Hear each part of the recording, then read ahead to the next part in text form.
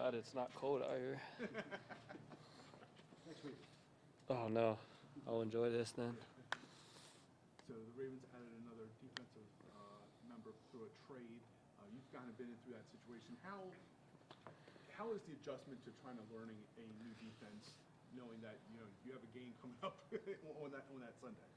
Yeah, obviously it's a tough task. It's a lot of work you put into it. A lot of long days, long nights. Adjusting to the time zone for me. So not a lot of sleep. Just obviously it's kind of a whirlwind, but luckily I was blessed enough to play a lot of ball and kind of be in similar situations over there, similar systems. And I know Dre coming out here, come Tennessee, similar systems as well. He's also played a lot of ball, so ballers will figure it out, and that's just kind of how it goes. You go out there on Sunday and you just let it loose. John was really effusive about your strip the other day. Just in the big picture, it's been kind of hard for this defense to create turnovers, dating back to before you got here. Mm-hmm. What did that feel like? And given this last game where you guys did so well, does it feel like there's a shift there? I think I said it before. Obviously, I have a different perspective because I wasn't here with the prior to the the other struggles or whatnot. I think anytime someone can create some energy out there, whether it's through turnovers, whether it's through making a big play, whether it's just through communication or being a guy out there who can create that stuff is contagious, and it kind of just builds a team. And I think that's kind of what we did. Still, there's a lot of work for us to do, a lot of work for me to do as well to get better at. But I was glad I was able to be a guy out there who can help strike that up on Thursday. And someone might be a different person every time, every game, and hopefully I can continue to just keep doing that. But we got a lot of work to do and just keep it going from here. Knowing how you both got here, have you had a chance to really talk to Draymond about his week, because you had a wild one like that? Yeah, I haven't yet. Just seen him through the meetings, but I can tell he's obviously processing everything, as well as trying to figure out people's names, a playbook, a whole bunch of stuff. So it's a lot of stuff probably going in his mind, and it's probably better the less you put in his mind, the better right now. So I'm just gonna let him figure it out for right now. He's a professional. He'll be great, and excited to have him. You came here from a Jesse Mitchell defense, and obviously coached under Harbs. Yeah. Dre came from Denard Wilson, also coached under Harbs. I guess just in retrospect for you, how much of that familiarity helped your learning curve as you grasped this defense? Oh, it was huge. It was huge. There was a little different tweaks and philosophies with Coach Minner, and I'm sure everyone who branched off under the Harb system has created their own little tweaks. But for the majority part of it, you're able to pick it up and understand the concepts conceptually and be able to, change the verbiage. That's kind of what it is. The verbiage, communication is a little different. And you just kind of have to mix that puzzle and go out there and play. But if you have good conceptual knowledge of the defense, you're able to go out there and play ball and play fast. So I think that's what helped me a lot. You're playing well in this defense. The defense has improved overall since you arrived. In your mind, what has allowed this trade for you and this defense to work as well as it has? It's a good question. I mean, there's a lot of good players on the roster. I think that's pretty well known. Sometimes it's just finding a spark, finding the right fit for everyone to figure out their role and be the best at it.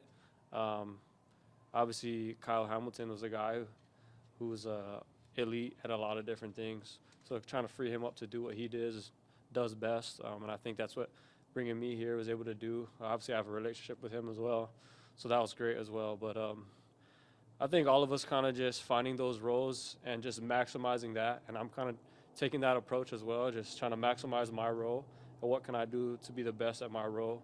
And I think the guys around is all doing that. So trying to fit their pieces in the puzzle so that as a whole we can be in one unit, one chemistry to do what we got to do best. And obviously the Ravens culture itself is just, and this is my first time being a part of it, it's already set. Like I've been with the Chargers in some years where it's like we're trying to figure out your identity, but I hear it's like the identity is what it is. So how can we fit into that is not so much it's not a hard transition because you know what the expectation is, you know what you got to do, you know what you got to bring. So for me, it was an easy plug and play, and I'm happy to be a part of it. Special college football game Saturday night coming up with Navy Yeah. and Notre Dame. Yeah. What are your emotions watching a game like that, having been at both programs and now being back in Maryland close to the Yeah. probably spurs it maybe a little bit more? Yeah, I was talking earlier, my guy back there.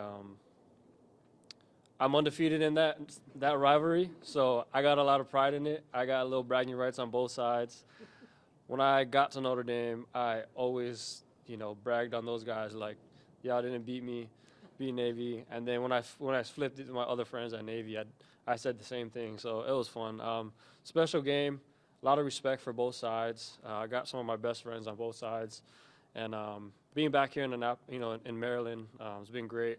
A lot of my fellow guys from Navy and the brotherhood there has reached out to me and just still, reconnecting there. So it's a special feeling being back here because I have some connections here, and this is where I started, island boy, all the way out to the East Coast, and now I'm back here, and it's a pretty cool journey. Lo, I know you took that journey to South Bend to become a pro, but there are guys who make that jump directly from Navy to the pros. You got Ray Lang in Jacksonville. I mean, what does it take to what have you kind of observed from guys who come from service academies and take that pro path, and what's sort of the extra hurdle there that you see for those guys? Yeah, my situation was different. The reason why I left was because when Trump got elected in his first term, the head Secretary of Defense changed the rule that academy athletes had to go and serve before you could go and pursue. I think 3 or 4 years later, I think my senior year, they changed it back. So that was the reason why I left. So I was really happy that they gave those guys opportunities. One of those guys being Malcolm Perry, who was at Navy, quarterback. I'm sure a lot of you guys know him. He was a great Navy quarterback athlete. I played against him at the Miami Dolphins. So it takes a lot, obviously, because you're juggling not just school, not just football, you're juggling the military as well, and that comes with high regards, a high level of responsibility. So it's one of those things. If you know, you know. So from afar, it's there's so much respect for those guys, and those guys like Malcolm. He's out serving now, and I think he's in San Antonio. I reached out to him this offseason, was able to connect with him. So it's respect, man. It's just so much you got to deal with, and the type of player, the type of person you got to be. And football is one thing, but just being the type of person, the human, the leader, that means more than anything. So I got so much respect for them. Lo, in the second year, an assistant for J.J. McCarthy with only 3 games of film under his belt. Does that work, do you think, to his advantage, to your advantage, just to not have a whole lot of stuff to draw from? You could go both ways, Guys come out into the league and they come out and show what they got, and do you have a lot of film or don't have a lot of film? At the end of the day, it's about us. It's about what we got to do to play at our brand of football, to be more connected than they are, to be in tune with everything that they're trying to do. They obviously have great weapons around them. JJ does a great job of, he's be able to get a little bit of games under his belt to come out and do what he does. He was a first-round pick for a reason. Who's a first-round pick, right? So, this is going to be a good challenge for us, but we're just focused on us, what we got to do to be the best that we can be, and that's what it's about. It's about today. It's about tomorrow, and then, go from there.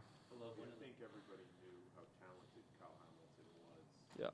But I think if you ask people in the building about him, the one kind of thing they were slightly surprised about is how physical he is. Not that he was a physical player, but just the level of it.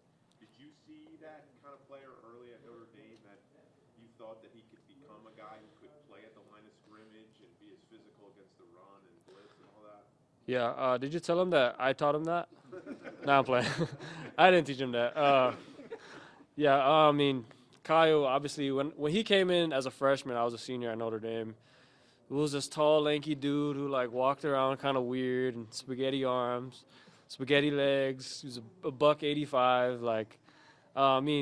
You couldn't tell right away. Obviously, he was developing into his body. He was a young kid. But when we got into the field and he was able to play, you could see his athleticism.